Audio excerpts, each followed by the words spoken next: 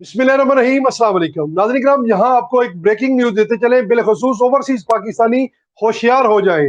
भारतीय action committee मुसलसल propaganda कर रही है। एआई से वीडियो और तस्वीरात बनाकर सोशल मीडिया पर अपलोड कर रही है, जबकि बराह रास्त लाशें दिखाने की इनको तौफीक नहीं हो रही। और भारतीय एक्शन कमेटी को प्रोपेगेंडा फैक्ट्री पीटीआई की खिदमात भी हासिल है, और पीटीआई के बहुत से यूट्यूबर जो उनके साथ सुबह दोपहर शाम जो है वो प्रोपेगेंडा कर रहे हैं, वो भी लाशें दिखाने में नाकाम हैं। और भारतीय एक्शन कमेटी के सो कॉल्ड इनकलाबी लीडर कहाँ गए हैं? आजकल सोशल मीडिया पर मुख्तलिफ तस्वीरें और वीडियोस वायरल की जा रही हैं, लेकिन जरूरी है कि हर वायरल मवाद को बगैर तस्दीक के हकीकत न माना जाए।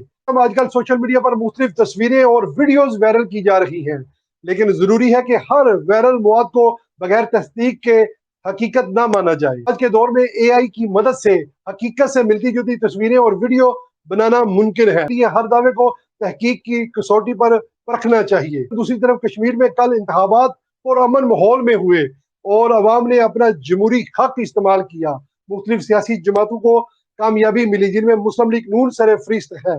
अगर कश्मीर की सूरत हाल इतनी खराब है और ये इंतखाबात कैसे मुमकिन हुए?